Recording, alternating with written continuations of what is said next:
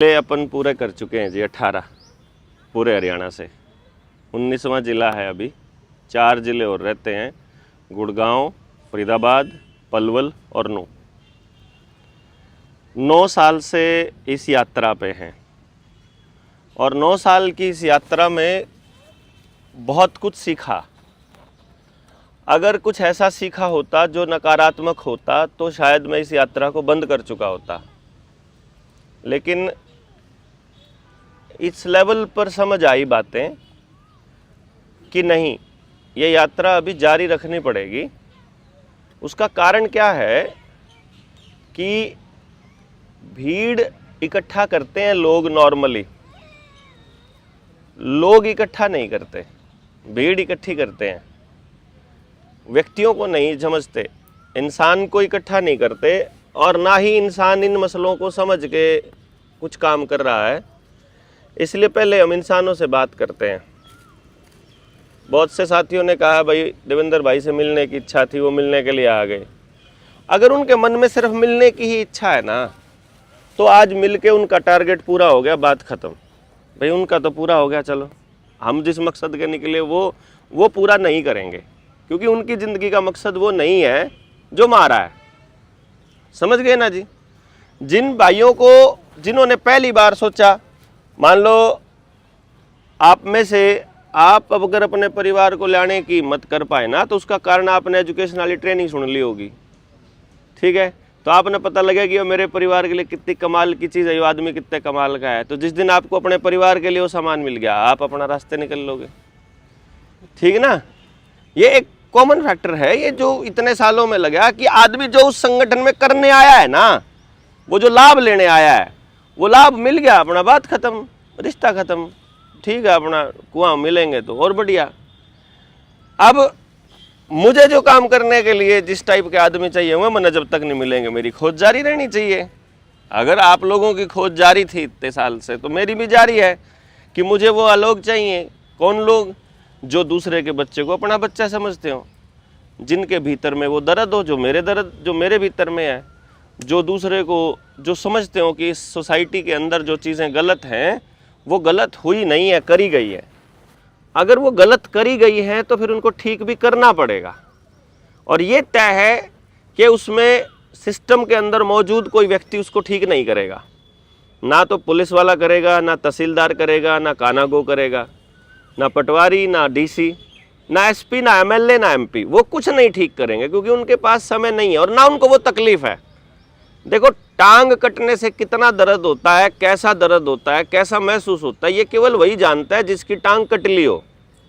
जिस मतलब जो दर्द आपने सहन किया है, वो दर्द सामने वाला नहीं कर सकता जब तक कि उसको सेम पीड़ा ना हो। और जो आदमी एमएलए बन गया है ना, उसको वो दर्द नहीं है जो आपको है, उसको वो समस्या नहीं है जो आपको है, तो वो आपकी समस्या को नहीं समझ सकता। या इवन नेता भी, मैं मान लो मोर्चे में हूं और मेरे साथ तो पूरे देश से लोग जुड़े हैं, तो मैं आपकी तरह तकलीफ में नहीं आ सकता ना। मैं तो, मान लो आप तकलीफ में आवाज लगाओगे, आपको जानने समझने वाले, आपकी तकलीफ दूर करने वाले, क्या पता आपकी रिश्तेदारी में 20 लोग हो, पर मैंने तो परिवार इतना बड़ा बन लिया, मेरे पास तो 20,000 लोग हैं मेरी तकलीफ दूर करने वाले। तो मैं भी आपके लेवल पे तकलीफ को नहीं समझ पाऊंगा, कोई भी व्यक्ति दूसरा नहीं समझ पाएगा।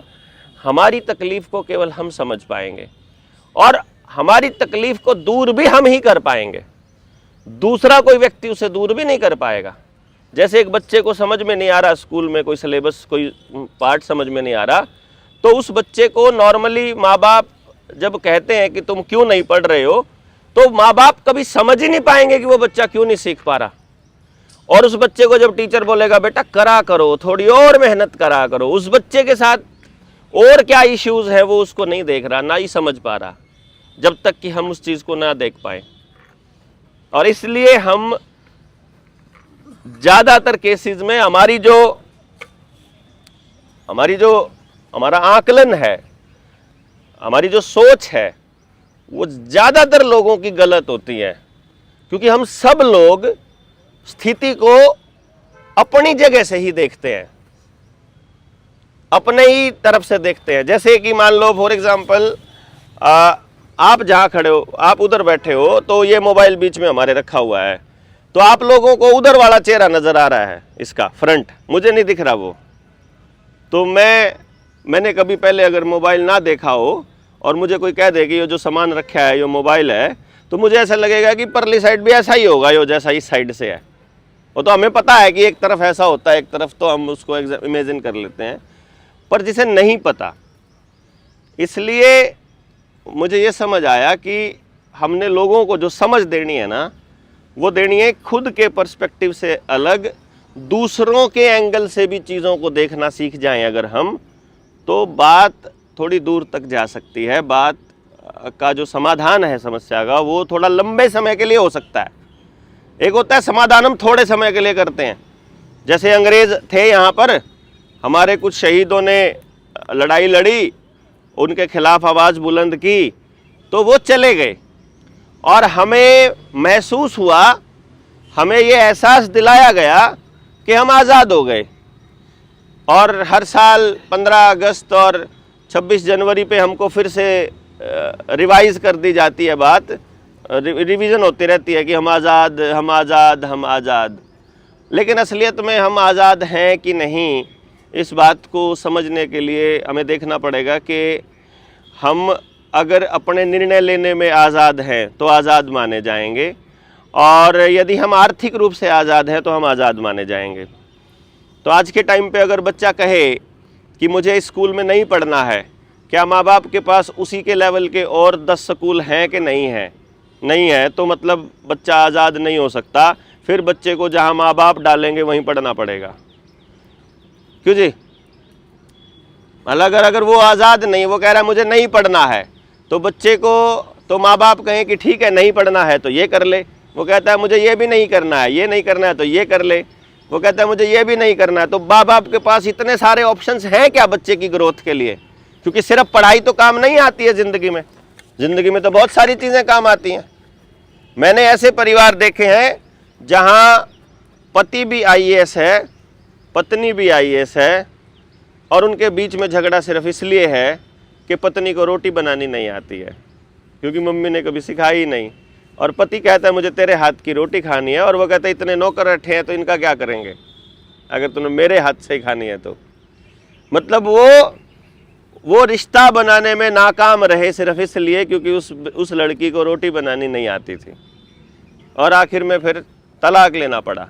अभी थोड़े दिन पहले का वाकया देखा आपने कि भाई एक जज था, उसने सुसाइड कर लिया।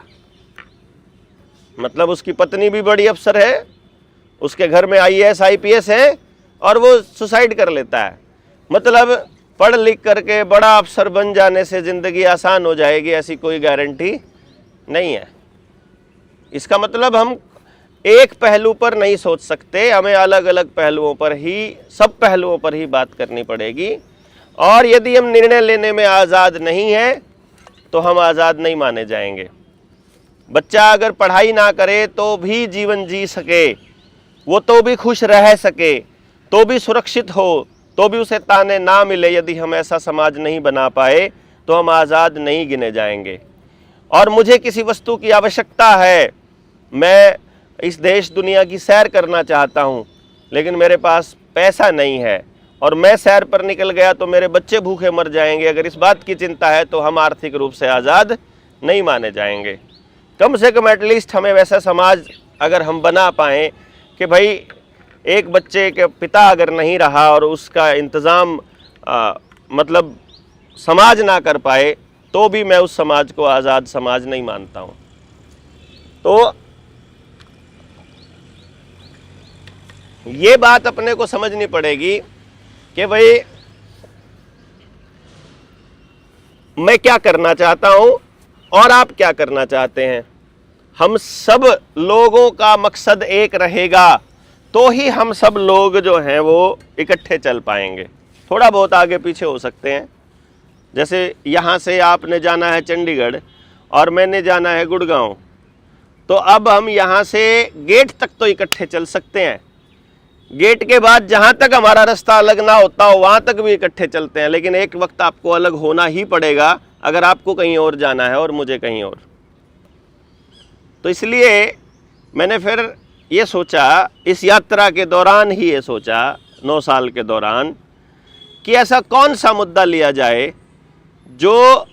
जिसमें सब लोगों का साथ चलना मजबूरी हो जाए। क्योंकि अगर आप मेरे साथ तब तक नहीं चलोगे, मुझे पक्का पता है, जब तक आपकी मजबूरी ना हो। हम सब लोगों को यहाँ बचपन में यही सिखाया जाता है ना कि माँ भी दूध तब पिलाएगी जब हम रोने लग जाएंगे। फिर हमको ऐसे डायलॉग सिखाए गए हैं कि जब बिल्कुल लास्ट तक नहीं आ जाएगी तब तक हम लोग उठेंगे नहीं। कोई बात नहीं, हम तब तक इंतज़ार करेंगे जब तक बिल्कुल आपकी मजबूरी ना हो जाए, और तब तक हम आपको समझाते, बताते, सुनते, सुनाते रहेंगे कि भाई ये करना चाहते हैं, आप भी करना चाहते हो तो बताओ। हम ये बताते जाएंगे, और आपका भी अगर फैसला वैसा लगे तो उस दिन आप साथ आ जाओ। तो हमने इसलिए बताया कि हम काम करना चाहते हैं 13 मुद्दों पर। 13 मुद्दे: जल, जंगल, जमीन, जानवर, रोटी, बेटी, माटी, खेत, खेड़ा, खाप, शिक्षा, स्वास्थ्य, न्याय, राजनीति, खेती और धर्म। इसमें से जल, जंगल, जमीन, जानवर, जैसे इसमें जमीन आ गया, फिर आगे खेत, खेड़ा, खाप में खेत आ गया, ठीक है। शिक्षा, स्वास्थ्य, न्याय, राजनीति, खेती में खेती आ गया। तो ये सारी चीज़ें एक ही है ना, तो ये एक पॉइंट माना जाए, ऐसा करके ये 13 बिंदु बनते हैं। तो 13 बिंदुओं में जो लास्ट के 6 बिंदु हैं, शिक्षा, स्वास्थ्य, न्याय, राजनीति, खेती और धर्म, इन 6 बिंदुओं से हमको पूंजीवाद खत्म करना हमारा पहला मकसद है। मतलब कि अगर हमें अपने बच्चे को पढ़ाई पढ़ानी है, कोई माँ बाप मुझे आज तक पूरे गांव, पूरे देश में नहीं मिला जो अपने बच्चों को नकली पढ़ाई पढ़ाना चाहता हो, जो अपने बच्चों को बेस्ट पढ़ाई ना देना चाहता हो। बेस्ट मतलब जैसे आप जिस स्कूल में अपने बच्चे को पढ़ाते हो ना, आपकी समझ में उससे बेटर स्कूल आपके पास नहीं है। आपकी अगर फाइनेंशियल कंडीशन को देखें तो फाइनेंशियल कंडीशन, आप जहां रहते हो वो, छोड़ के आना, ले जाना, इन सारी परिस्थितियों में जो सबसे बेहतर आप कर सकते हो आप वो कर रहे हो। तो अगर कोई माँ बाप किसी दूसरे स्कूल में करवा रहा है तो उसकी पोजीशन के हिसाब से सबसे बेहतर वो स्कूल है। और दोनों की पढ़ाई अगर अलग अलग है उन दोनों स्कूलों की, तो फिर दोनों बेहतर कैसे हो गए? या तो दोनों की बराबर हो। मेरे गांव में रहने वाला बच्चा, आपके गांव में रहने वाला बच्चा, शहर में पढ़ने वाला बच्चा, गरीब का बच्चा, अमीर का बच्चा, सबका बच्चा जो पढ़ाई पढ़े वो बराबर हो। इस बात के ऊपर निर्भर नहीं होनी चाहिए कि भाई पैसा किसके पास ज़्यादा है।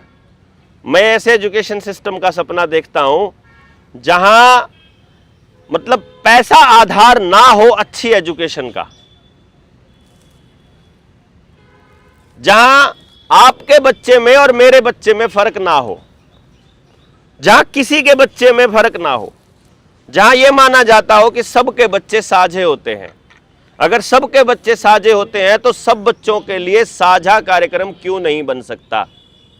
मुझे सिर्फ ये बताना है आप लोगों को, और आपने भी मुझे बताना है, और मुझे आपको रियलाइज कराना है। बेसिकली आप अगर उससे रियलाइज कर पाए, मुझे आप बताइए, सारे जने बताइए कि 2 रास्ते हैं हमारे पास शिक्षा व्यवस्था के।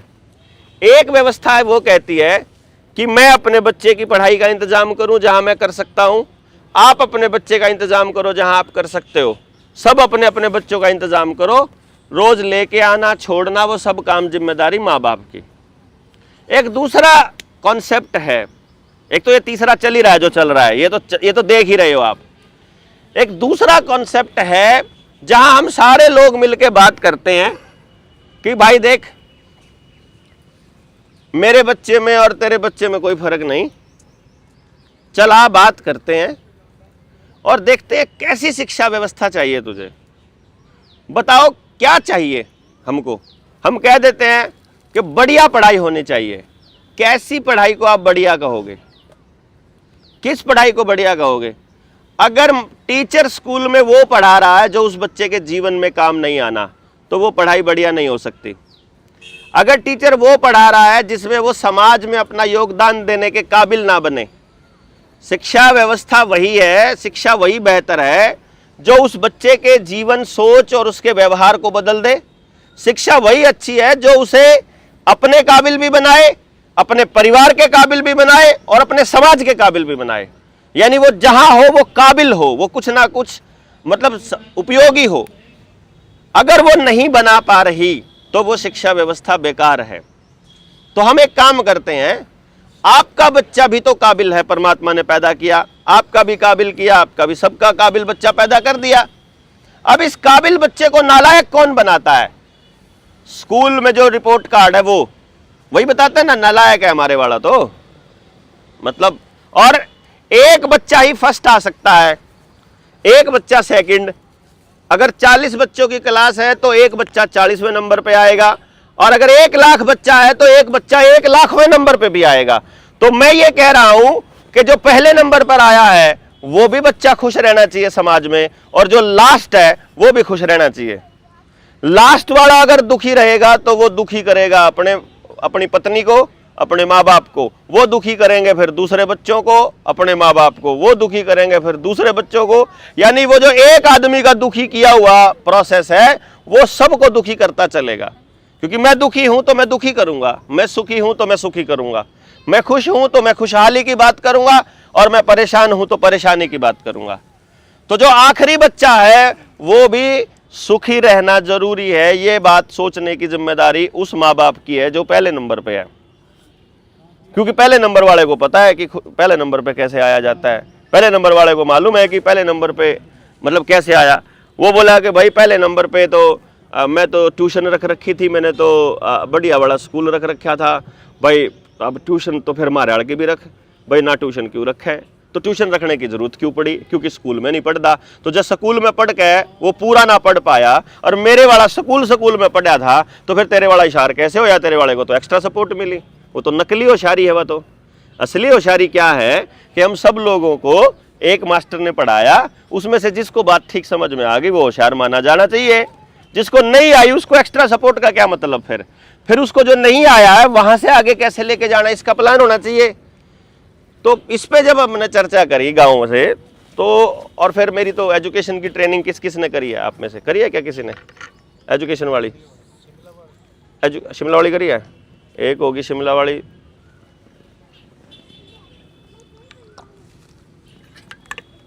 शिमला करी थी, बेसिक करी है।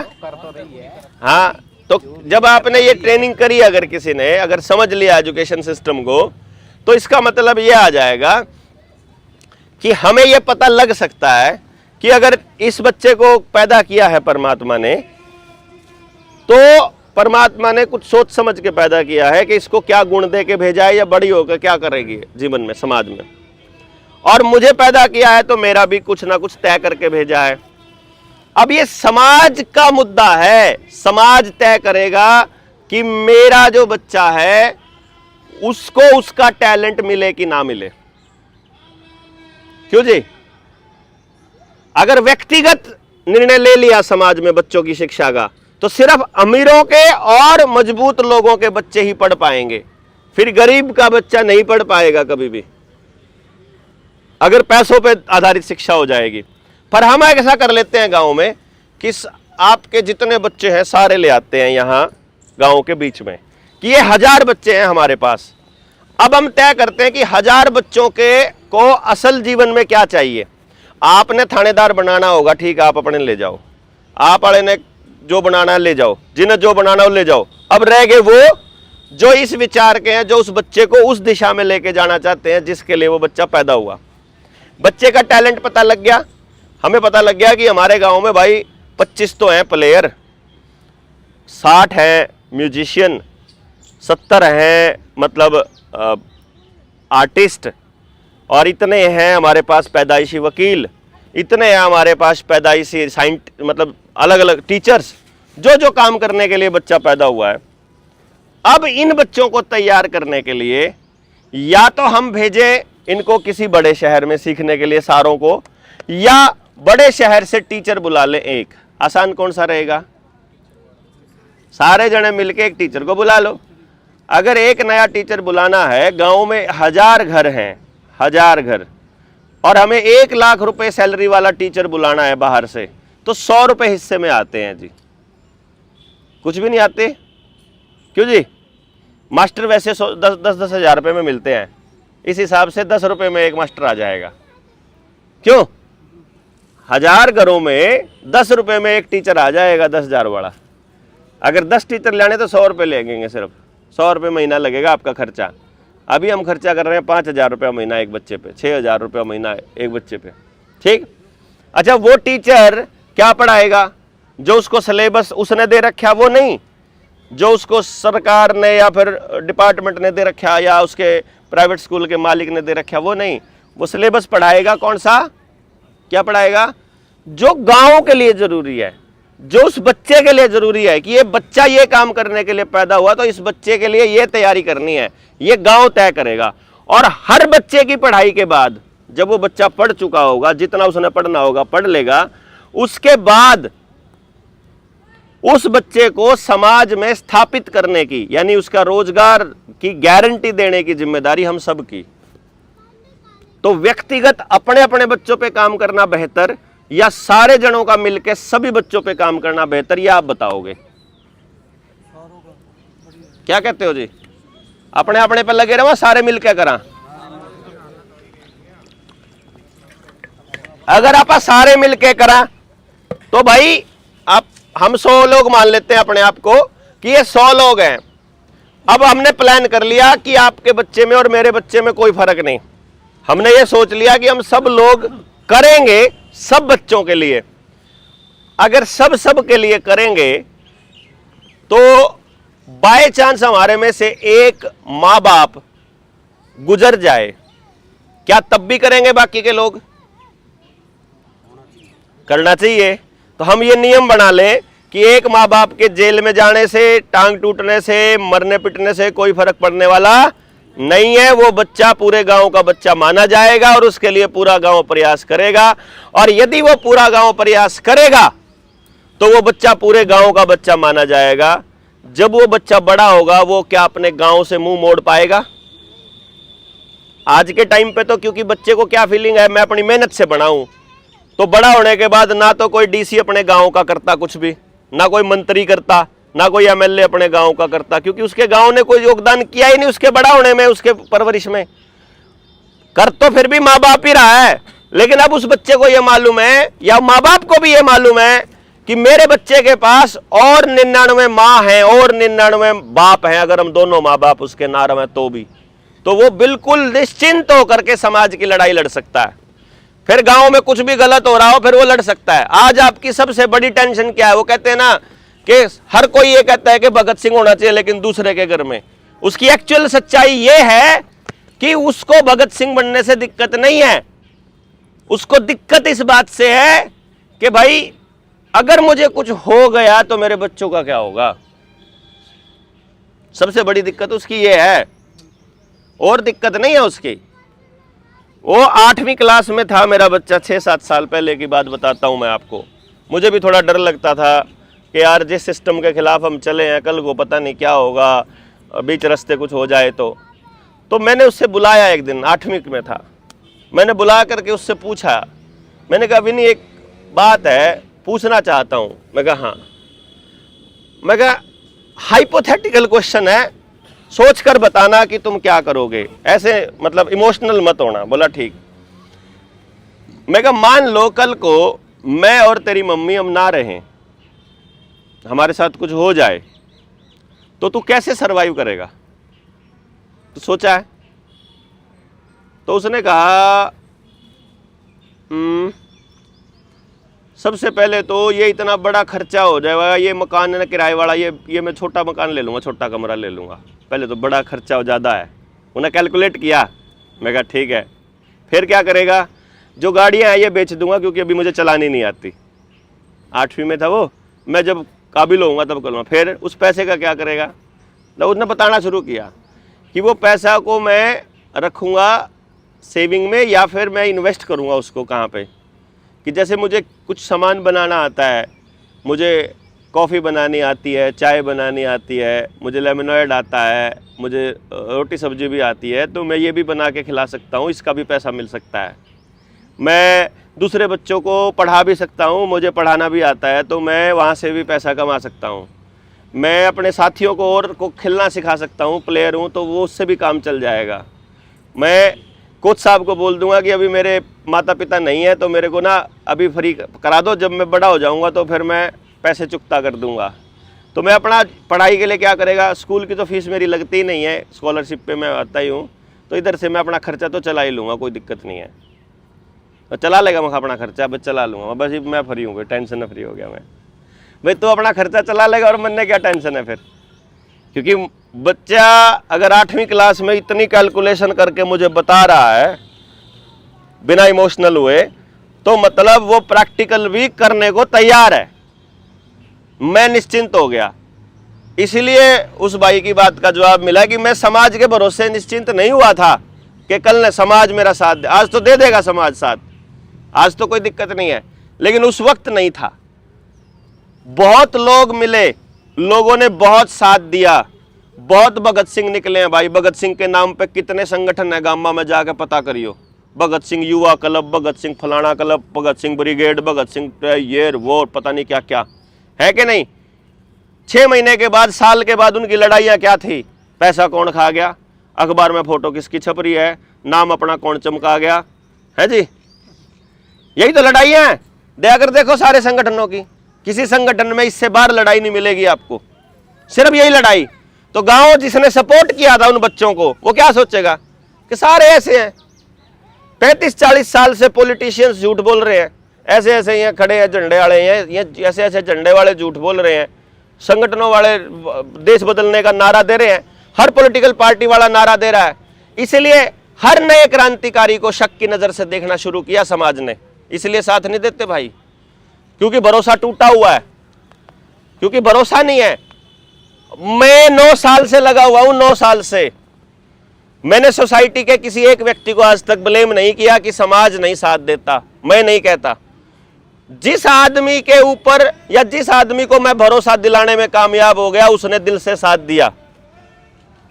मैं ही नहीं भरोसा दिला पाया ना सामने वाले को कि भाई मैं ठीक काम कर रहा हूं, तो आपको ज्यादा धोखे मिले होंगे तो आपको ज्यादा समय लगेगा मेरे ऊपर यकीन करने में। जिसको कम धोखे मिले होंगे वो जल्दी जाल में फंसेगा, समझे नहीं। वो 3-4 बार चेक करेगा, कोई 20 बार धोखे खा लिया तो 20 बार टेस्ट करेगा, बल्कि 21 बार करेगा। जो समाज में झूठ फैला है उसके सामने अगर 15 साल भी लगातार केवल बदलाव की बात की जाए और फिर भी लोग समझ जाएं तो भी घाटे का सौदा नहीं है। कोई भी बदलाव होने में 15 साल तो लगते ही लगते हैं, नई पीढ़ी आने में 15 साल तो लगते ही लगते हैं। जिस पीढ़ी ने धोखा खा लिया वो नहीं करेगी कुछ भी, पता है, वो नहीं करेगी। इसलिए मुझे पहले दिन से पता था कि मुझे अपनी एक अलग पीढ़ी तैयार करनी है, यानी एक अलग लोगों की जमात। हम क्या कहते हैं भाई, आप किसी धर्म गुरु को पागल होकर मानते हो श्रद्धा के लेवल पर, तो आप हमारे काम के आदमी नहीं हो, क्योंकि मैं बोलूंगा एक दिन उसके खिलाफ भी। अगर आप किसी पॉलिटिकल पार्टी या किसी नेता के को मानते हो तो आप एक दिन उसको भी बोलेंगे, आप फिर हमारे काम के नहीं हो। किसी संगठन से अगर आप दिल से जुड़े हो, क्योंकि इस संगठन में भी आपको दिल से नहीं जुड़ना है, इस संगठन में भी आपको अगर जुड़ना है तो प्योर स्वार्थ से जुड़ना है। मेरा प्योर स्वार्थ है कि मैं अपने बच्चे को एक ऐसा समाज देना चाहता हूं जो कम से कम उससे बेहतर हो जैसा मुझे मिला। जो मैंने मिला कम से कम उससे तो अच्छा दे दें। वरना आज क्या हो रहा है, जैसा मेरे को बचपन मिला था मैं अपने बच्चे को दे ही नहीं पा रहा हूं, मैं दे ही नहीं पाया, और अपने अगली पीढ़ी को तो बिल्कुल नहीं दे पाऊंगा। इतनी आजादी वाला बचपन तो नहीं हो सकता, संभव, पॉसिबल नहीं। तो कम से कम इतनी आजादी, इतना फ्रीडम, इतना खुला एनवायरनमेंट तो दे पाए। अगर नहीं दे पाए तो फिर हमारा जीवन किस लिए था मुझे नहीं समझ में आता। पहली पीढ़ी जो है अगली पीढ़ी को, मतलब आपने भी अगर देखा हो, और ये तो सृष्टि का नियम है कि बल्कि समुद्र में तो 1-2 जीव ऐसे हैं जो एक ही बार अंडे देते हैं, और उन अंडों को जब तक वो से ना जाए, जब तक वो उनमें से बच्चे ना निकलने लग जाए, तब तक वो उनके ऊपर बैठे रहते हैं, उन्हीं के ऊपर, बिल्कुल समुद्र की तलहटी में। और जब वो खा नहीं पाते, बाहर नहीं जा पाते, शिकार नहीं कर पाते और कोई नहीं आ पाते, कुछ नहीं कर पाते, तो वो वहीं बैठे बैठे भूखे मर जाते हैं, कंकाल हो जा करके वो कंकाल भी ऊपर से छिल जाता है, फिर उसमें से बच्चे निकलते हैं। यानी कि माँ जो है वो अपने बच्चों की अगली पीढ़ी के लिए अपना पूरा बलिदान, वो एक ही बार बच्चे जन्म देते हैं बस, और बच्चे जन्म देकर फिर उसके बाद अपना जीवन त्याग देते हैं। यानी कि सृष्टि चक्र चलाने में और अपने उससे मतलब सेफ, उनको सेफ रखने के लिए जीवन देना एक नॉर्मल प्रक्रिया है। हम लोग अपनी अगली पीढ़ी को उल्टा नरक की खाई में धकेल रहे हैं, उनको अपने हाथ से मोबाइल दे रहे हैं, अपने हाथ से खाने का कचरा दे रहे हैं बाजार से ला करके, और हमें पता नहीं है कि हमारे पास हम कचरा दे रहे हैं, है कि नहीं? अब दुकानदार तो लेना बंद नहीं करेगा जब तक लेना बंद नहीं करेगा। बच्चा लेना बंद तब तक नहीं करेगा जब तक उसको समझ में नहीं आएगा ये कचरा है। उसको समझ में तब आएगा जब उसे कोई समझाएगा। समझाएगा कौन? उसे उसके माँ बाप, उसके रिश्तेदार, परिवार वाले, उन्हीं को खुद ही समझ में नहीं आ रखा। उनको समझाने के लिए कोई समझदार आदमी होना चाहिए, तो समझदार आदमी के पास तो टाइम होना चाहिए। टाइम आज किसी के पास है नहीं, क्यों जी भाई? वो तो ऐसा होना चाहिए भाई जो इसी काम पे बैठा है। तो गांव में बहुत बेरोजगार बच्चे हैं, गांव में बहुत समझदार बच्चे भी हैं, गांव में बहुत समझदार परिवार भी है।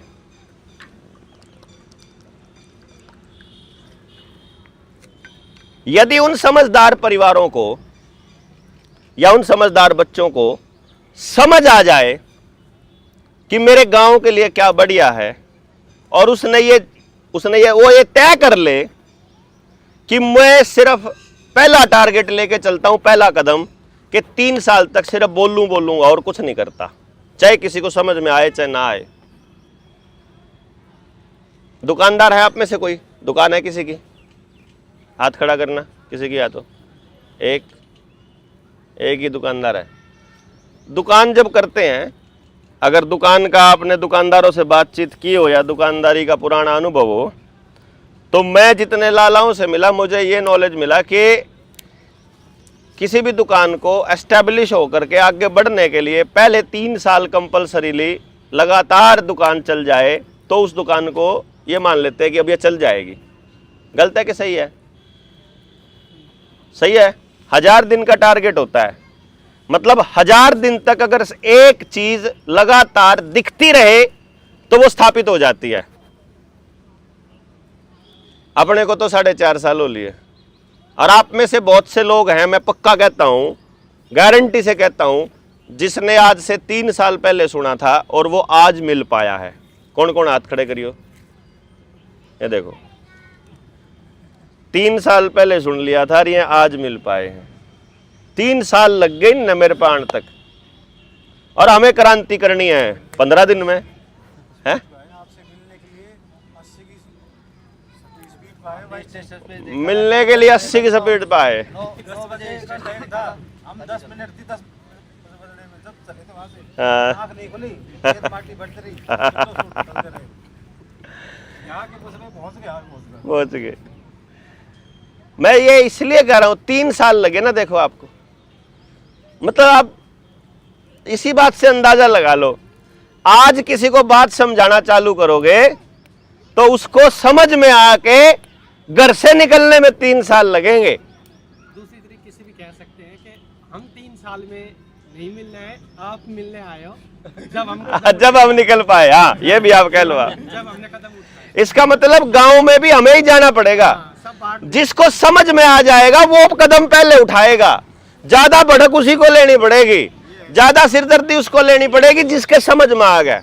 समझदार की सारी ऐसी हो, घर में भी जो समझदार होगा उसी की बेइज्जती होगा, उसे का लठ लाके उसे के हिस्से का खावे सारे, है ना? वो समझदार इसलिए है, परमात्मा ने उसे समझदार इसलिए बनाया है कि तुझे बहुत सारी चीजें सहन करनी है, तुझे बहुत सारा देख, मानस थोड़े हैं, किल की ज्यादा मार रहे। और तेरे जिस पे लागू कराना उड़ा कौन जावे है,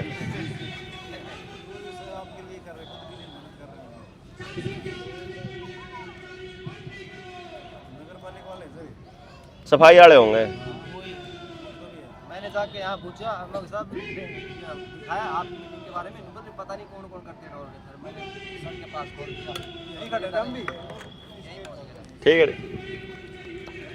अपने अपने सोचते, दूसरे बार को सोचता, कोई नहीं सोचता। चलो तो अब आप एक चीज पे सारे सहमत हैं कि आज बोलना शुरू करोगे तो उसका असर होने में कितना समय लगेगा? 2, 3 साल 4, 5 लगती है। अच्छा एक और बताऊं, लो एक और दूसरा एग्जांपल बताऊं। कोई भाई ऐसा भी है जो पिछले 6-7 महीने से ही सुनना शुरू किया और वो आ गया हो यहां, पहली बार सुना हो? ये ऐसे भी हैं।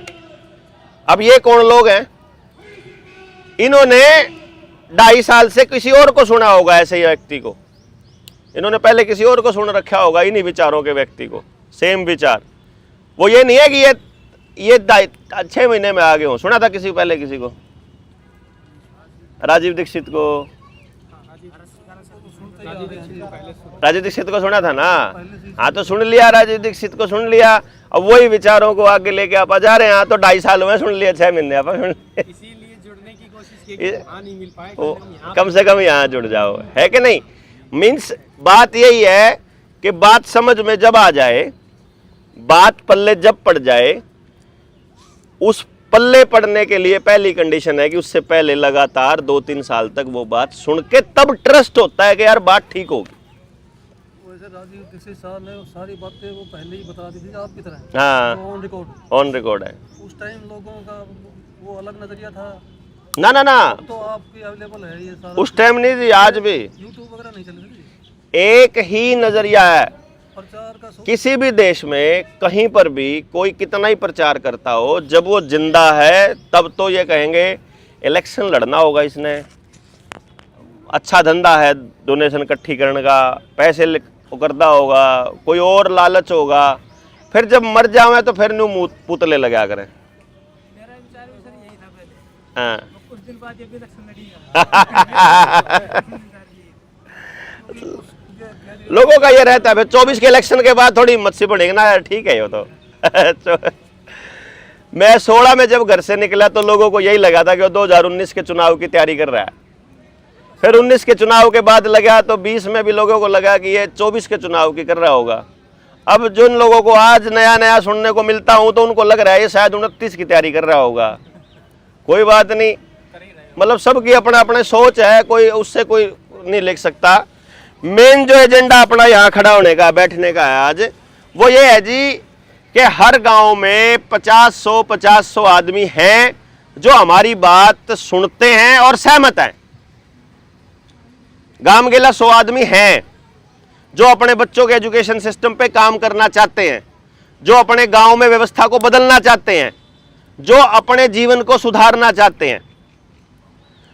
हमको उन लोगों की खोज करनी है सबसे पहले। जैसे मैं आपको खोजने के लिए यहां आया हूं, वैसे आपको वो लोग खोजने के लिए गांव में जाना पड़ेगा। भाई देखो, मैं 9 साल तक दर की ठोकरें खाने के बाद, सारे देश में घूमने के बाद, लाखों लोगों से बात करने के बाद, कुछ लोगों से उनकी जिंदगी के 9 दिन मांगने आया हूं दिहाड़ी में। मतलब अपनी दिहाड़ी लेने आया हूं। भाई मेरी दिहाड़ी तो दे दो। मेरी दिहाड़ी ये है कि आप अपने गांव में से उन लोगों को खोज लो जो इन विचारों के हों, जो अपने बच्चों के लिए बेहतर समाज बनाना चाहते हो। क्योंकि बाहर का आदमी नहीं बनाएगा, बाहर का आदमी कुछ भी नहीं करेगा, कोई भी नहीं करेगा, हमको ही करना पड़ेगा। हमको करना कैसे, इसके लिए समझ लेनी पड़ेगी और समझ के लिए बैठना पड़ेगा। बैठे बिना, बात किए बिना, चर्चा किए बिना समाधान के बारे में बात नहीं कर सकते। वीडियो से नहीं आएगा समझ, आमने सामने सवाल पूछ के क्लियर होएगा। क्यों जी? और जब तक हम इसके लिए तैयार नहीं होंगे या अपने गांव से लोग तैयार नहीं करेंगे, तब तक बात नहीं बनेगी। बस ये है। मैं कल को आपसे कह दूं कि मुझे चुनाव लड़वाओ और मैं बदल दूंगा, तो मैं झूठा हूं। मैं नहीं बदल सकता भाई। कितना ही बढ़िया आदमी हो, जब तक आखिरी आदमी जिसको उसका फायदा लेना है वो जागा हुआ नहीं है, तब तक कोई फायदा नहीं। जब तक आम इंसान कलेक्टर को अपना माई बाप मानता रहेगा तब तक समाधान नहीं होगा। उस आखिरी आदमी को ये बताना पड़ेगा ये कलेक्टर तनख्वाह लेता है हमारी सैलरी, हमारे टैक्स के पैसे से, तो ये नौकर है हमारा। ये डीसी, ये एसपी, ये नेता, ये मंत्री, ये मुख्यमंत्री, ये प्रधानमंत्री, ये हमारे नौकर हैं, सैलरी लेते हैं। ये बात गांव के आखिरी आदमी तक बतानी पड़ेगी। दूसरी बात, इन लोगों को बिठाया गया है वो काम करने के लिए जो हमें चाहिए। हमें ऐसा स्कूल चाहिए, हमें ऐसा टीचर चाहिए, हमें ऐसी व्यवस्था चाहिए।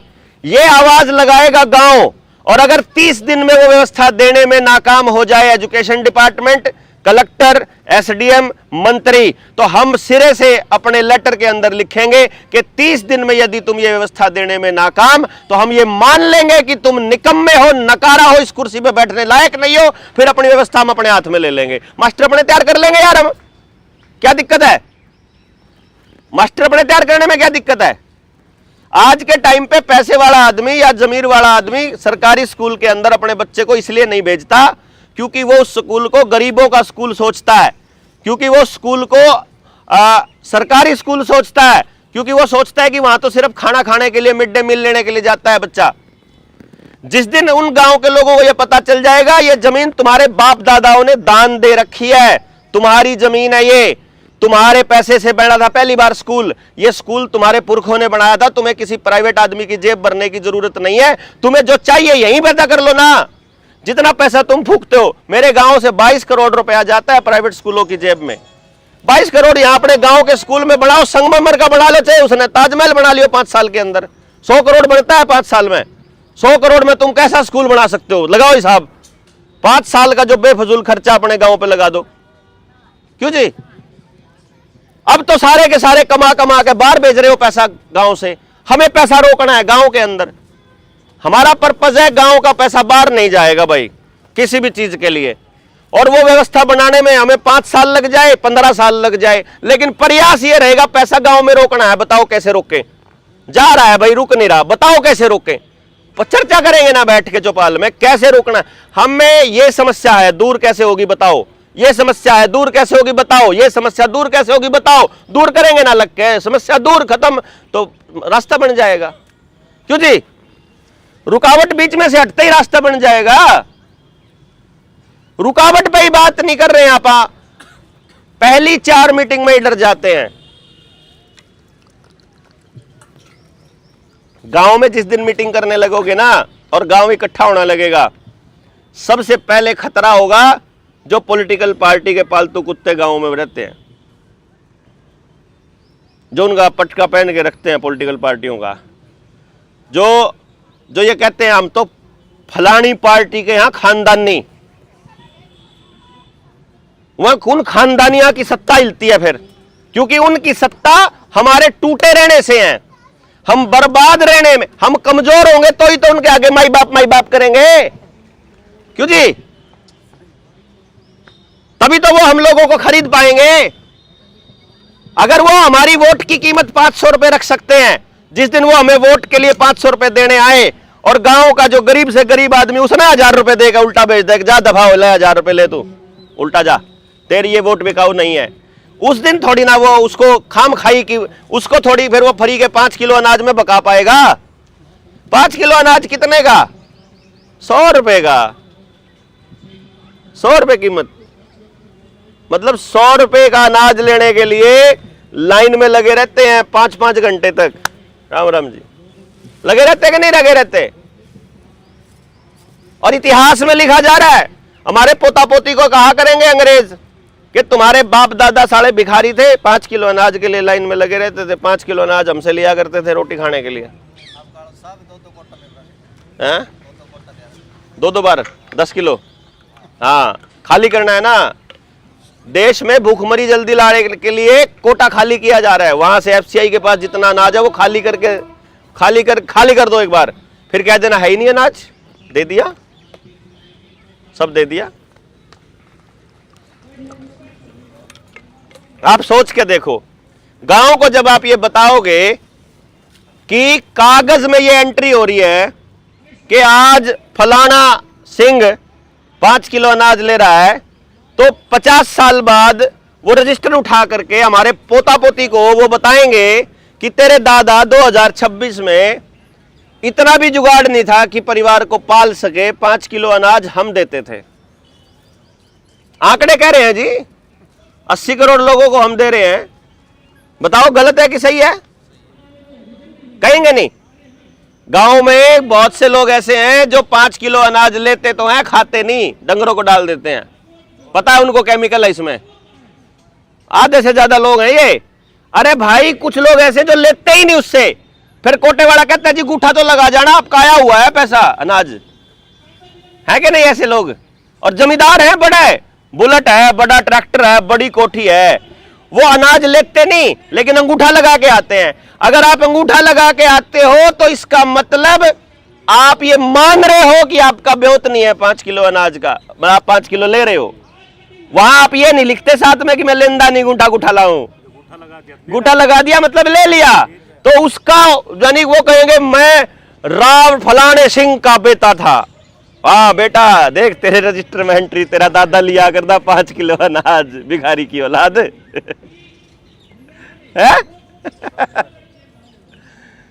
और ये 5 किलो अनाज कैसे दे रहे हैं पता है कमाल? हम देश के गांव को जब बैठ के समझाएंगे ना तो समझ में आएगा। किसान है ये गांव में, देखो गांव में तबके है ना, एक किसान तबका, एक ठेकेदार तबका, एक कोटेवाड़ा, एक गरीब तबका। ये गरीब तबका मान लेते हैं, ठीक है, ये सारे गरीब तबके हो गए। ये किसान तबका उगाएगा पहले, फिर वो एफसीआई के पास चला जाएगा गोदाम में अनाज, पहले मंडी में भेजेगा, मंडी से एफसीआई में जाएगा, एफसीआई में फिर ठेकेदार ठेके ले लेंगे अनाज के, फिर वो ठेकेदार जो है वो कोटे वाले के पास भेजेगा, फिर कोटे वाला इन देगा। वो अनाज यहां से पैदा होगा, इतना चक्कर काट के यही गांव में आवा उल्टा। हो रहा है कि नहीं हो रहा?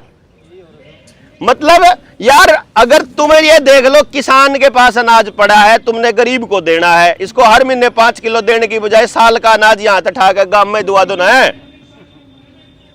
लेकिन ना जी ना, पहले वहां जाएगा, फिर यहाँ वो पैसा जो लग रहा है वो किसका है? हमारा टैक्स का पैसा लग रहा है। ये इतना कॉमन सेंस की हत्या की जा रही है। गांव देश के 140 करोड़ लोग इस बात पे बोल नहीं रहे। कमाल की बात है कि हमारा पैसा बर्बाद किया जा रहा है ये, और समाज को तोड़ा जा रहा है।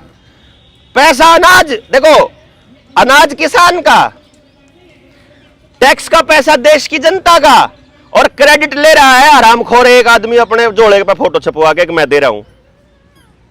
ना उसका खेत, ना उसकी एफसीआई, ना उसका ट्रैक्टर, ना उसका कोटा, ना उसका पैसा, सारा खर्चा तो देश की जनता कर रही और फोटो लगवा रहा वो अपना।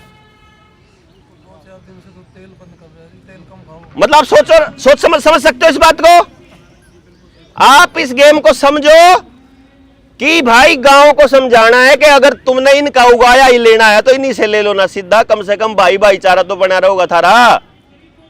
यो सोच रहा है कि मैंने तो सरकार देवे, यो सोच रहा है मैं तो सरकार तो देऊं। सरकार के खावे क्या करेगी सरकार? बहुत सी चीजें हैं, हर चीज के ऊपर बात की जा सकती है, लंबी चर्चा की जा सकती है, लेकिन कितनी ये बात कर लो मुझे ऐसा लगता है थोड़ी रहेगी अगर हम एक चर्चा में बात करेंगे तो। मुख्य बिंदु ये है कि जब तक हमारे पास गांव में कम से कम 13 आदमी ना हो, 13, जल जंगल जमीन जानवर रोटी बेटी माटी खेत खेड़ा खाप शिक्षा स्वास्थ्य न्याय राजनीति खेती धर्म, इनमें मैंने बताया ये 13 पॉइंट्स हैं। यदि 13 बंदे ना हो, एक बिंदु पर बात करने वाला एक बंदा, मान लो वैक्सीन लगाने के लिए आ गए गांव में, एचपीवी की वैक्सीन, ठीक है, एचपीवी की वैक्सीन लगाने आए गांव में, हमारा एक ही बंदा है बस, वो है, उसको पता लग गया, वो पहुंचा, गांव के बाकी लोगों को ले गया, 2 4 10 20, हाँ जी वैक्सीन लगाने आए, किस चीज की है? एचपीवी की। क्या करेगी ये सर्वाइकल कैंसर रोकेगी। वो क्या होता है? वो बच्चियों में गर्भाशय का कैंसर। अच्छा, है इनको कैंसर बच्चियों को, गांव वालियों को? बोला ना। फिर क्यों लगा रहे कि कदे हो जाए? तो चले एक काम कर लें, किसी का पहलम हो उसका इलाज करा दो पहले फ्री। वो नहीं करावा आप, जिसके नहीं है उसके लगाएंगे। अच्छा, जिसके नहीं है उसके लगा रहे हो, कदे इस तक कैंसर हो जाए अकना को नहीं हो तो बचान का है। तो एक काम कर, फिर लिख करके गारंटी दे दे कि ऐसा कौन सा सबूत है जो ये कहता है कि जिस बच्ची को ये लगेगा उसको कभी दूसरी बीमारी भी नहीं होगी इसकी वजह से। हमें तो आदेश आया है, कहां से? सीएमओ से। तो सीएमओ पे लिखवा के ला दे। जब सीएमओ वहां से तुमको भेज सकता है तो एक आदेश लिख के भी तुम्हारे हाथ भेज सकता है। क्या दिक्कत है जी, बताओ? एक ट्रायल होता है जो गांव को पता ही नहीं है। ट्रायल का नाम है pure placebo control trial group का एक डेटा होता है। उसमें क्या होता है, 1000 बच्चों को वैक्सीन लगाई जाती है, 1000, 2000, 1 लाख, 1000 को नहीं लगाई जाती। फिर इनकी पूरी जिंदगी को स्टडी किया जाता है कि जिनको वैक्सीन लगी वो कैसे कैसे मरे, कौन सी बीमारियां हुई, क्या क्या हुआ, और जिनको नहीं लगी वो कैसे कैसे मरे और कौन सी बीमारियां हुई। फिर दोनों को स्टडी किया जाता है कि वैक्सीन लगे हुए ज्यादा जिए या ना लगे हुए, वैक्सीन लगे हुए ज्यादा बीमार हुए या ना लगे हुए। वो दोनों को टेस्ट किया जाता है, फिर फाइनल की जाती है रिपोर्ट। क्यों जी? तभी पता चलेगा ना कि सच्ची में वो उस वैक्सीन से फायदा था कि नहीं था। और रिसर्च ये कहती है कि वैक्सीन लगे हुए बच्चों में ज्यादा बीमारियां होती हैं, वैक्सीन ना लगे हुए बच्चों में कम बीमारियां होती हैं। वैक्सीन लगे हुए और तरह तरह की बीमारियों से ग्रसित होते हैं और ना लगे हुए नहीं होते। अब अगर सरकार इससे उल्टा बोलती है तो हम केवल इतना बोल रहे हैं जी, हमको सबूत वाला डाटा दे दो बस। जिस कंपनी ने ये वैक्सीन बनाई उसके पास डेटा होगा ना। जब वो तुम्हारे पास कंटेनरों में भर के, डब्बों में भर के वैक्सीन भेज सकती है तो वो तुम्हारे पास वो कागज भी तो भेज सकती है। एक मेल ही तो करनी है उनको सबूत के तौर पे। अगर गांव का आदमी सिर्फ सबूत मांग ले तो मुझे ये बता दो, गांव में तक कौन आदमी ये कह देगा तू गलत चीज मांग रहा है? कह देगा जी? भाई मैं तो सिर्फ अपनी बच्ची की बात नहीं कर रहा, मैं तो गांव में हर बच्ची की बात कर रहा हूं, सब बच्चियों की। और कोई माँ बाप लगवाना चाहे तो अस्पताल में जाके बेशक लगवा ले, गांव में पीएचसी है, गांव में घर घर जाके वैक्सीन नहीं लगेगी जब तक सबूत ना होगा। वो बेचारे गांव के अनपढ़ माँ बाप, उनको पता ही नहीं है, तुम उनको बका देते हो यार, ऐसे नहीं चलेगा। ऐसे ही शिक्षा पे, ऐसे ही न्याय पे, राजनीति पे एक एक आदमी तो कम से कम समझ रखने वाला हो हमारे पास। क्यों जी? या ऐसे हो जाएगा बदलाव? ऐसे नहीं होगा, ऐसे ही चलेगा। मतलब करना पड़ेगा। और करना आपने क्या है? आपने अपनी जिंदगी के 10 दिन मेरे को देने हैं, मतलब मेनली। फिर 10 दिन पाछे चल रूस जाइयो, रूस, रशिया नहीं, रूस जियो। कह रहा था मेरा रूस से पुराना नाता है, जब मेरी मम्मी मुझे कुल्फी नहीं दिलाती थी तो मैं रूस जाता था।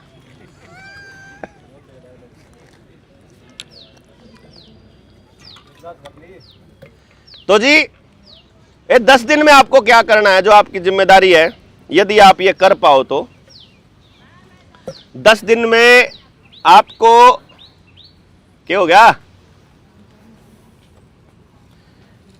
3 दिन की अपनी ट्रेनिंग है। 3 दिन की ट्रेनिंग में आपको यह बताया जाएगा किस किस मसले पर क्या क्या मतलब करना है, कैसे कैसे करना है, गांव को कैसे समझाना है। ये तो होएगा मतलब 3 दिन की ट्रेनिंग में कि गांव में जाके करना क्या है, कहना क्या है। और फिर एक बंदे को एक दिन में एक गांव में गांव के लोगों से बात करनी है। रिजल्ट आए चाहे 0, अपने काम पे फोकस करो, पड़े रहने देना है। सीआईडी वाले तो बेचारे अपने काम पे आ जाओ, इन्हें लगे रहने दो।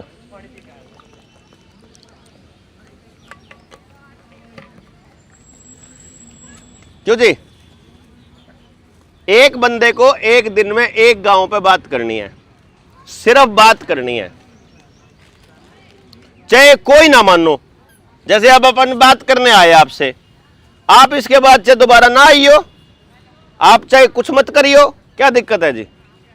हम ऐसे लोगों को ढूंढेंगे जिनमें और 4 साल पहले आग लग रही होगी, उन्हें ढूंढांगे, हैं?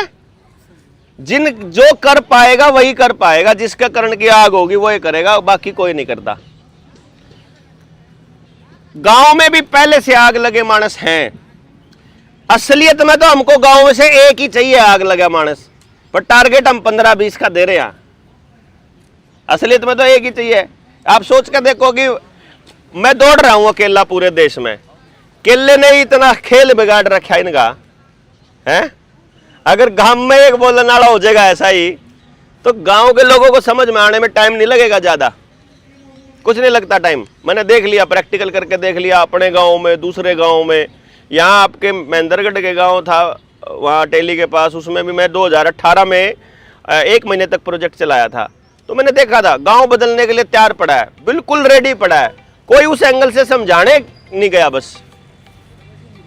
तो जी मैं आपसे एक सवाल पूछता हूं, मुझे आप बताना, सवाल अगर गलत हो तो सही हो।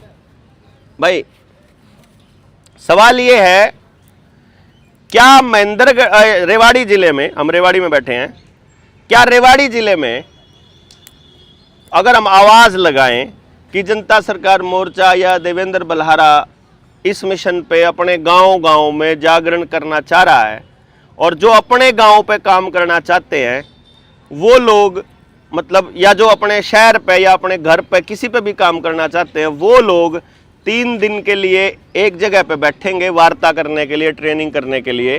क्या पूरे जिले से 100 लोग तैयार हो सकते हैं? पूरे जिले में से आराम से हो जाएंगे ना?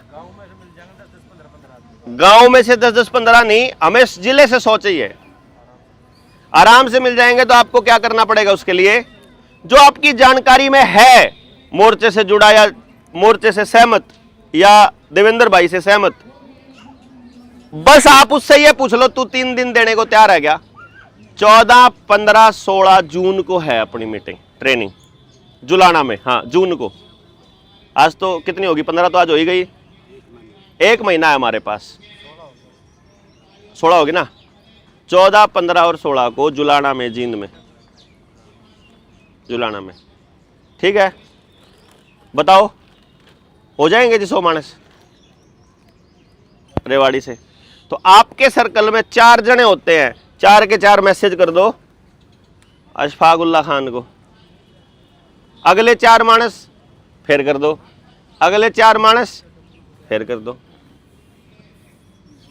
मतलब आपके 2 हो गए तो 2 कर दो भाई, 2 मेरे आगे। जिस दिन 100 हो जाएंगे ये मेरे को बता देगा, भाई जी रेवाड़ी से 100 हो गए जी। अब आप फिर वहां पहुंच जाओ। हर जिले से हम प्लान कर रहे हैं 100 लोग जो इस काम पर लगे, 2300 लोग हो जाएंगे। लगभग 2-3 हज़ार लोग ऐसे हैं हमारे जो पहले से भी तैयार हैं। तो हम इन सारे लोगों की मिला के एक टीम बना देंगे। मतलब 1000 लोगों की टीम, 1000 टीम बनानी है अपने को, 1000 टीम, और एक टीम को देंगे हम 7 गांव, जिंदगी के 7 दिन बस। तो 7000 के 7000 गांव में जो इस विचार के लोग हैं वो निकाले जा सकते हैं, है ना? और आपके पास हर गांव में बोलने वाला एक बंदा हो गया, और हमारे पास कम्युनिकेशन सिस्टम हो गया। फिर सिस्टम ने कुछ भी गलत किया, हमें क्या करना है? अरे आजा अपने काम पे आजा। अगर सिस्टम ने कुछ भी गलत किया तो हमें क्या करना है? एक वीडियो बनानी है, भाई ये बंदा आएगा आपके गांव में, इसके ये प्लस पॉइंट है, ये माइनस पॉइंट है, ये वाली बातें पूछ लेना। उसके बाद गांव जो तय करे फाइनल कर दो। हम थोड़ी रोक रहे किसी को, क्यों जी? हमें जो व्यवस्था चाहिए वो व्यवस्था हम तय करेंगे या कोई और तय करेगा? हम ही तय करेंगे ना। हमें पता ही नहीं हमें क्या चाहिए। स्कूल में बच्चे को भेज रहे हैं, हमें पता ही नहीं मास्टर जी से क्या चाहिए। इतनी फीस दे रहे हैं, पता ही नहीं क्या चाहिए। अब दुकान से कपड़ा लेने जाते हैं, पता ही नहीं हमको क्या चाहिए। आप में से बहुत से लोगों को यह भी नहीं पता कपड़े की अपनी फ्रीक्वेंसी है। जैसे ये बड़ा कपड़ा है, इसकी 0 फ्रीक्वेंसी है, मतलब ये आपको डाउन रखेगा, नींद आई रहेगी, आपको सुस्ती रहेगी, मतलब आपको एनर्जी आने नहीं देगा। ये आती है, सुस्ती आती है, हैं? पता ही नहीं हमें।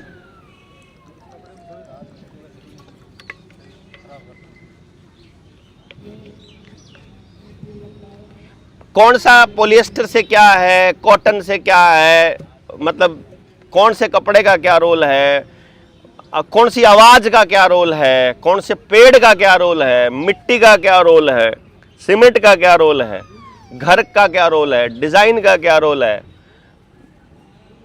मतलब मालूम ही नहीं है हम लोगों को। कभी चर्चा ही नहीं होती है, कभी बात ही नहीं होती, कोई समझाया ही नहीं किसी ने, स्कूल में पढ़ाया नहीं, स्कूल के बाद किसी ने पढ़ाया नहीं। मंदिर में बाबा जी बैठे थे, उनको समझाना था थोड़ा बहुत, अगर परमात्मा, अध्यात्म, स्पिरिचुअलिटी के बारे में, वो अपना सुल्फा पी के पड़ा रहा है, वो बात बड़का न और बिगाड़ा है। मतलब जो जिस काम के लिए हमें लोगों को जिस काम के लिए हमने बिठाया, वो लोग वो काम नहीं कर रहे, बाकी सारा काम कर रहे हैं। तो अब मैं आप लोगों से सिर्फ यही मतलब कहने के लिए आया हूं कि हमारा आपके जिम्मे काम लगाने आया हूं। अगर आप लोग अपने मतलब थोड़ा बहुत ये सोचते हो कि आप ठीक रास्ते पे हैं, तो वो लोग आज से ऐसे लोगों की खोज करना चालू कर दो जो अपने विचार से सहमत है और अपने गांव पे कुछ करना चाहते हैं। आपने मेरे लिए कुछ नहीं करना, किसी दूसरे के लिए कुछ नहीं करना, जितना करना अपने परिवार, अपने गांव, अपने घर, अपने शरीर, अपनी आत्मा के लिए करना है। किसी के लिए नहीं करना, किसी के खिलाफ नहीं करना, कोई सरकार नहीं गिरानी, कोई सरकार नहीं बनानी, सड़कों पे नहीं आना, कोई विरोध नहीं करना, कुछ नहीं। हाँ, हमें पता लग गया मेरे जीवन के लिए वहां तक जाना जरूरी है, वहां के लिए निकल पड़ना है। इस बीच जोन आ गया वो हमारा दुश्मन है, फिर नहीं छोड़ दे। क्यों जी? व्यवस्था हम अपनी बनाएंगे।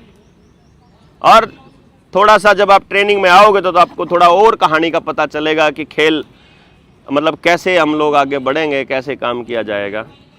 तो आप सारे लोग अगर इस काम को कर सकते हैं तो मेरा हौसला बढ़ेगा कि भाई हाँ ठीक है, तो बढ़, तू अपना आगे काम कर, आप अगले ज़िले में चलाएं और आप लोग अपने ज़िले पर लग जाओ, मैं अगले पे चलूँ, फिर अगले पे, फिर घूम के फिर आ जाएंगे एक दिन।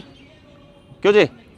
रेवाड़ी वाले अगर 100 जने हो गए तो 100 जने अपने अपने गांव से भी अगर लेके आएंगे, 10-10 मानस भी लेके आएंगे, तो 1000 मानसों की तो मीटिंग आप ऐसे टक देसी कर देंगे। क्यों जी? कुछ भी नहीं है।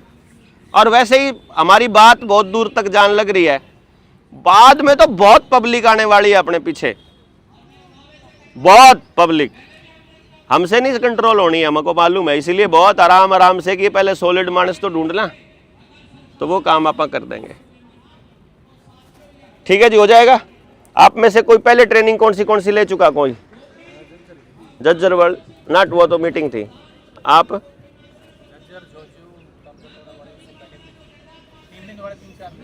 3-4 दिन वाली कौन सी वाली करी थी?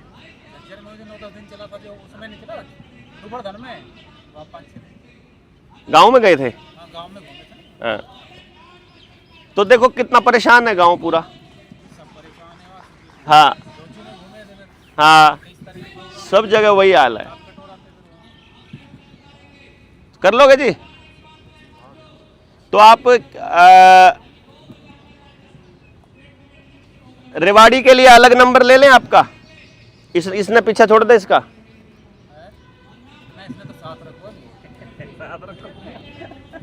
जो इसके पास, हमारा क्या विचार है आप बताना जी, आप संभाल लोगे अगर आपको नंबर देवे तो? हम रेवाड़ी का एक अलग नंबर ले लेते हैं नया, कांटेक्ट करने के लिए सारे लोगों के लिए, ठीक है? और आपको दे देते हैं कि भाई सारा मसला एक ही नंबर संभालेगा, सारे कांटेक्ट वहीं जुड़ते रहो आपस में। सिर्फ एक नंबर है जुड़ने के लिए, और तो क्या, हम सब लोगों ने व्यवस्था ऐसी बनानी है कि मैंने तो सारों का एक एक संगठन तैयार करना है। भाई 100 जने होंगे ना, रेवाड़ी से जब 100 मिलने आएंगे तो ये नहीं आएंगे 100 मिलने के लिए कि जनता सरकार मोर्चा के 100 साथी आए ना। जनता सरकार मोर्चा से तो देवेंद्र बलारा आया, भगत सिंह शहीद सेना के राष्ट्रीय अध्यक्ष आए, ठीक है, और शिवाजी महाराज वाले राष्ट्रीय अध्यक्ष आए, फिर फलाने वाले सारे राष्ट्रीय अध्यक्ष बना देंगे आप कि भाई हमने अपना संगठन रखना ही नहीं, अपने अपने संगठन रखो, कोई चक्कर नहीं, ठीक है। तो अगली जो यात्रा है, अगला जो मतलब मीटिंग है, मैं निपटा लेता हूँ। आप तब तक रेवाड़ी के लोगों से संपर्क कर लो, और जो भी संपर्क के लिए है ही है, अपने से संपर्क का नंबर आपको दे ही रखे। अभी फिलहाल तो 816 810 रेवाड़ी का 810 है, तो अभी फिलहाल 810 पे कर लो संपर्क। 832 या अपना कितना है उसका गाड़ी का नंबर कितना हुआ है, 4 तो 836 दे दें। हाँ कहाँ है और, आ जाओ फिर अभी कर लेंगे, ठीक है जी। समापन करें, धन्यवाद बहुत।